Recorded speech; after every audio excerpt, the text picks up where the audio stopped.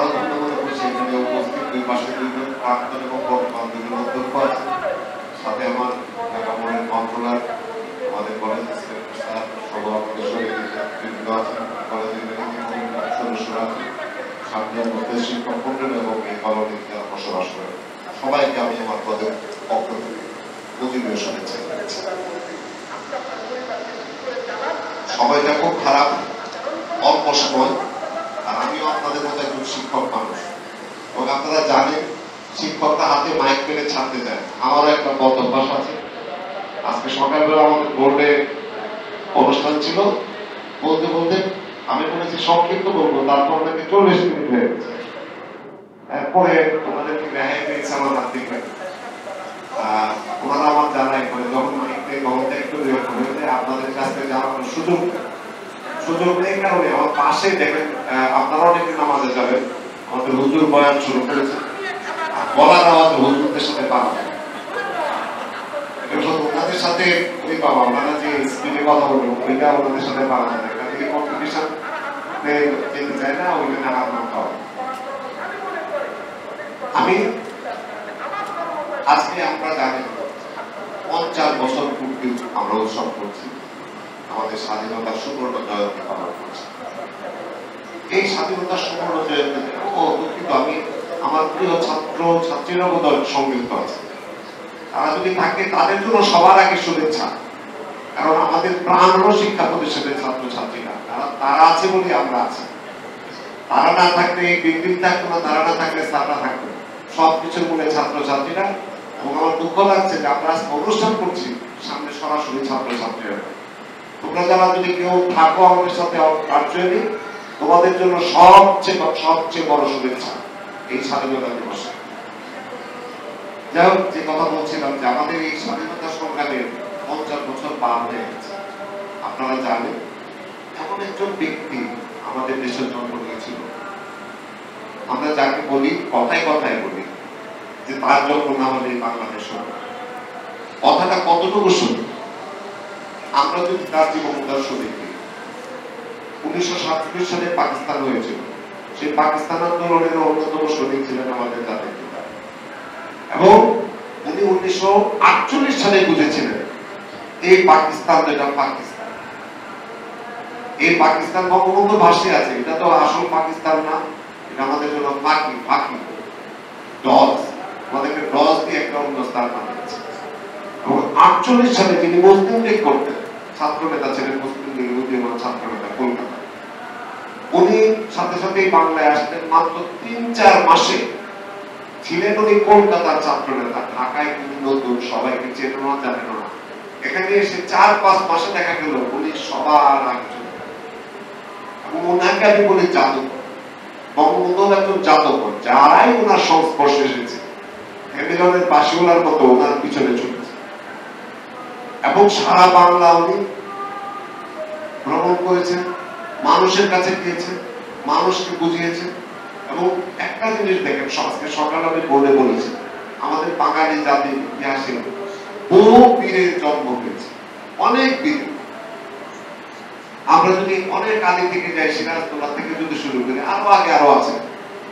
এক পরবর্তী সময়ে আমরা ব্রিটিশ আন্দোলনে দেখেছি ক্ষুদিরাম, মতিরাম, মাস্টারদা সূর্য সেন, কিন্দুকি, নুরুদ্দিন, মাস্টার নেতাজি সুভাষ বসু, আমাদের সোহরাওয়ার্দী সাহেব, আমাদের শেরে বাংলায় ফজলুল্লাহ আসামি, অনেক নেতার জন্ম হয়েছে, অনেক বীরের জন্ম হয়েছে, অনেক আত্মত্যাগের বিনিময়ে আমরা আস্তে ধীরে ধীরে আমাদেরকে সবার কাঙ্ক্ষিত স্বপ্ন, সেই স্বপ্নটা ছিল বুকে কিন্তু আহা আমরা বাঙালিরা আমরা কবে আমাদের শাসন করব।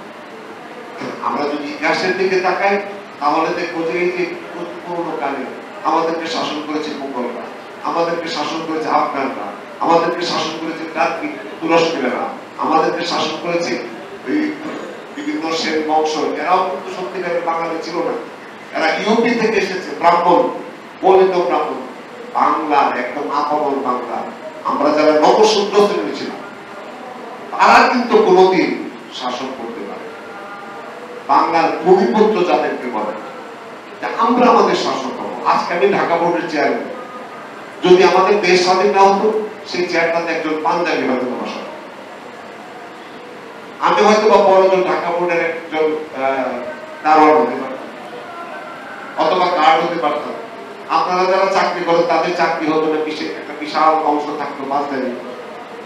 এই যে স্বপ্নটা, এই স্বপ্নটা বিভিন্ন জনের ভিতরে ছিল যে কবে আমরা স্বাধীন হতে পারব। কিন্তু আমাদের তো বাঙালিদের একটা স্বভাব আছে, আমাদের মধ্যে আমাদেরই তো চিন্তা আছে, আমাদেরই তো ক্ষমতার প্রশ্ন আছে, আমাদের মধ্যে তো বিভিন্ন ধরনের বিশ্বাসঘাতক শ্রেণী আছে।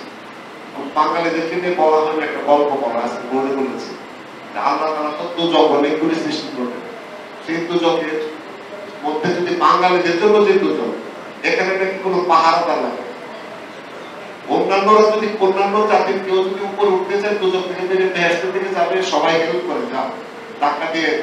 আর বাঙালি যখন একজন উঠতে যাবে ওইখান থেকে বাকিগুলো টেনে ধরে না।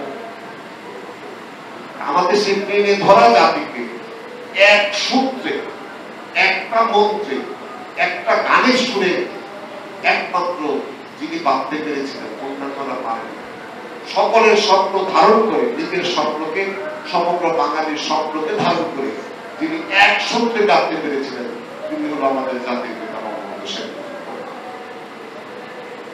তিনি সমগ্র বাঙালি জাতির মধ্যে 1948 সালে যদি আমরা তাকাই, প্রথম পাকিস্তানের রাজবন্দী ভাষার দাবিকে 11ই মার্চ 1948 সালে, মনে রেখেন 47-এ মাত্র পাকিস্তান স্বাধীন হয়েছে, 5-6 মাসের ব্যবধানে পাকিস্তান সরকারের বিরুদ্ধে প্রথম যে আন্দোলন শুরু করেছিলেন সেটা হল বঙ্গবন্ধু শেখ মুজিবুর রহমানের নেতৃত্বে 1948 সাল 11ই মার্চ ভাষার দাবিতে উনি ভাষা দিবস পালন করেছিলেন।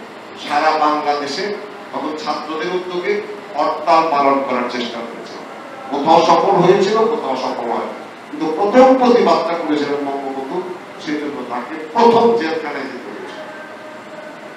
তরুণ ছাত্র নেতা, বড় বড় নেতা তখনও নয়। পরবর্তী সময়ে দেখি আমরা 54 যুক্তফ্রন্টের নির্বাচন, পরবর্তী সময়ে 62 শিক্ষা আন্দোলন, 66 6 দফা, প্রতিটা আন্দোলনের অগ্রভাগে একজন তরুণ উদীয়মান নেতা সবার উচিত। তখনও তিনি জাতির জনগণ নাই, বঙ্গবন্ধু নয়। 66 আন্দোলনে 6 দফা যখন ঘোষণা করলেন, আমি বলি যে মুজাফফর আহমেদ নেপের সভাপতি ছিলেন, প্রফেসর মুজাফফর, যারা একটু পুরনো তারা জানেন, উনি বলেছিলেন মুজিব ভাই আপনি যে 6 দফা দিলেন, এই 6 দফার মানে এই 6 দফা তো পাকিস্তানিরা মানবে না। তখন বঙ্গবন্ধু বলেছিলেন আরে মুজাফফর, আরে কিসের আমার 6 দফা, আমার দফা তো একটা। উনি বললেন যে একটা তো পাবেন, আরে একটা দফা সবকিছু বলা যাবে, স্বাধীনতা স্বাধীনতা এছাড়া কোনো পথ নেই, এইগুলি তো ভ্রম, এগুলো আমি জানি পাকিস্তানিরা মানবে না বলেই তো আমি দিয়েছি। যখন মানবে না আমার বাঙালি যাতে বুঝতে পারবে যে আমাদের দাবি দেওয়া তার মানে না, বাঙালির মনের কথা তারা মানে না, সেই জন্য কিন্তু 6 দফার মাধ্যমে সমগ্র বাংলা চষে নিয়েছে। আপনারা চিন্তা করেন একটা মানুষ পাকিস্তানের মাত্র 23 বছরের জীবন, পাকিস্তানের সময়কাল ছিল 23 বছর, আমরা ছিলাম পাকিস্তানের, তার মধ্যে 14টা বছর জেলে কাটিয়েছেন যে লোকটা, সেই লোকটাকে মানুষ বিশ্বাস করবে না, কিন্তু সে তো কখনো আপোষ করে। এই জেল খাটতে খাটতে সমগ্র বাঙালির সামনে মণিমুক্তা হয়ে উঠেছিলেন আমাদের বঙ্গবন্ধু, পরশ পাথর হয়ে উঠেছিলেন আমাদের বঙ্গবন্ধু। যাকে একবার স্পর্শ করেছেন আপনারা দেখেন বঙ্গবন্ধুর পরশ পা, সে জীবনে তারাও উনি করালেন। মুজিব ভাই বলতে বলতে জাতির পিতা বলতে বলতে অবদান, যার জন্য আমি বলি সেগুলো জাদু। এবং এই জাদুকর 66 পরে 69-এর গণঅভ্যুত্থানের মাধ্যমে যেখানে তার নিশ্চিত ফাঁসি হবে, সেই ফাঁসির সময় জনগণ বঙ্গবন্ধুর জন্য, মুজিব ভাইয়ের জন্য তাকে জেলখানা থেকে ছাড়িয়ে দিয়েছিল, আন্দোলনগুলো অভ্যুত্থান করে, যেটাকে আমরা বলি 70-এর গণঅভ্যুত্থান। এবং 70-এর নির্বাচনে জানেন বাংলাদেশের 169টা সিটের মধ্যে 167টা বঙ্গবন্ধু পেয়েছে। এইভাবে দেখা গেল সমগ্র বাঙালি জাতিকে এক সূত্রে বেঁধে দিয়েছিলেন বঙ্গবন্ধু, যেটা আর কোনো কালে কোনো নেতা পারে না। সবাই আঞ্চলিক নেতা হয়েছে, জাতীয় নেতা হয়েছে। মাঝপথা সূর্যদত্ত চিটাং নিয়েছিলেন, এদিকে কোনো প্রভাব ছিল না। নুরুদ্দিন রংপুর নিয়েছিলেন, এদিকে কোনো প্রভাব ছিল না। বিতবী পাশের কেল্লা গঠন করেছেন, সেখানেই ছিলেন, এদিকে কোনো প্রভাব ছিল না। এক একজন আঞ্চলিক নেতা হয়েছিল, জাতীয় নেতা হতে পারবে। একমাত্র জাতীয় নেতা, একমাত্র বীর আমাদের জাতীয় নেতা। এবং এই জন্য আমি বলি, একমাত্র বিজয়ী বীর আমাদের জাতীয় নেতা বঙ্গবন্ধু শেখ মুজিবুর রহমান। অন্যরাও বীর, তারা কিন্তু পরাধীন, বিজয়ী। যাই হোক, আমার সময় থাকলে আমি অনেক বলতাম, আজানের সময় হয়ে গেছে, আজানও দিয়ে দিয়েছে, আপনারা নামাজ পড়তে যাবেন। আমি এই জন্য বলবো যে বঙ্গবন্ধুকে আমাদের জানা দরকার। শেষ করে তরুণ সমাজ, আমি ঢাকা কলেজে ইন্টারমিডিয়েটের ছেলেদের জন্য, প্রত্যেকটা ছেলের জন্য একটা করে বই উপহার, অসমাপ্ত আত্মজীবনী। এবং এখানেও আমি বলবো যে কলেজ কর্তৃপক্ষকে প্রতিটা টিচারের অসমাপ্ত আত্মজীবনীটা দেন ছেলেদেরকে, এবং তাদেরকে বাধ্য করে এটা পড়তে। এটার উপর 2 মাস পরে পরীক্ষা দেবে, 2 মাস পরে 50 নাম্বার বা 100 নাম্বার একটা পরীক্ষা দেবে, এই নাম্বারটা তো দেওয়া হবে ফাইনাল পরীক্ষা। এবং আপনারা দেখবেন ছেলেগুলোকে মুখস্থ করে দেবেন। যখন এই বইটা পড়বে, আপনার আমার প্রতি মানুষ সচেতনার কথা বলতে পারবে, কারণ আমার বেশ কিছু অভিজ্ঞতা আছে। সেই অভিজ্ঞতা সব যদি সময় থাকবে আমি করবো। ছেলেদের ভিতরে কিরকম প্রতিক্রিয়া সৃষ্টি। এক ছেলে তার বাবাকে বলেছে তুমি মৃত্যু, বাবা একটু অন্য রাজনীতি করে, বাসা বাড়িতে আলোচনা করে। এই ছেলে এই বই পড়ে বাবাকে বলেছে তুমি মৃত্যু, সেই বাবা এসে বলে তার কি বই দিলেন, আমার ছেলে আবার বই দিচ্ছে। আমি বললাম যে কেন, আপনি কি করেছেন? আমি তো স্যার অন্য রাজনীতি করি, যে ঘরের মধ্যে তো একটু বঙ্গবন্ধুর বিরোধিতা কথাবার্তা বলি। আসলে তো বঙ্গবন্ধু ছাড়া তো আমাদের দেশ না, কিন্তু রাজনীতির কারণে বলতে হয়। এবং বই পড়ে আমার ছেলে আমার বলে মৃত্যু। আপনারা কলেজে চেষ্টা করেন, কারণ শুধু কথাবার্তা দিন। আমি আপনারা পুরো হয়ে গেছে, আমাদের মাথা ফিক্সড হয়ে গেছে, ফিক্সড। এখানে নতুন কিছু ঢোকানো যায় না, কিন্তু বাচ্চাদেরকে আপনারা পড়ান, ইতিহাসটা জানো। একটা মানুষ কি কষ্ট করে ছেলে দেশটার শুধু তো জানবো। এবং পাশাপাশি আমি কলেজের ব্যাপার আরেকটা বলেছি, 100% ডিজিটাল কলেজ। ঢাকা কলেজকে আমি এখন বলি 100% ডিজিটাল কলেজ। ডিজিটাল কলেজ হলে একটু সমস্যা আমাদের। প্রথমই সমস্যাটা বলি, আমি নিজেও শিক্ষক। প্রথম সমস্যা শিক্ষক, প্রথম সমস্যা শিক্ষকদের। কেন? প্রিন্সিপাল স্যার রুমে বসে বসে তার রুম থেকে দেখবেন কোন ক্লাসে ক্লাস হচ্ছে, কোন ক্লাসে হচ্ছে না। এবং স্পষ্ট দেখা যায় কোন স্যার ফাঁকি দিচ্ছেন, কোন স্যার সুন্দরভাবে ক্লাস দিচ্ছে, কোন স্যারের ক্লাস সুন্দরভাবে ছেলেরা শুনছে, কোন স্যার বা ম্যাডামের ক্লাস শুনছে। এটা স্পষ্ট। হাতে প্রিন্সিপাল স্যার একটা মাইক, স্যার বা ম্যাডামদেরকে তো স্মরণ দেওয়া যাবে না ছাত্রদের সাথে। আর স্যার তো শুধু বলবেন রুম নাম্বার 13, পিছনের ব্যাচের ছেলেটা কথা বলছে না, দাঁড়াও। আপনার বর্তমান সারা কলেজ শুনবে, সারা কলেজ জানবে যে প্রিন্সিপাল স্যার বসে বসে ক্লাস দেখতেছে। এতে দেখবেন আপনার স্যার বা ম্যাডাম তো প্রিপারেশন নিয়ে আসবেন ক্লাস দিতে, আর ছাত্ররাও সতর্ক থাকবে যে প্রিন্সিপাল স্যার কোন সময় শুরু করে।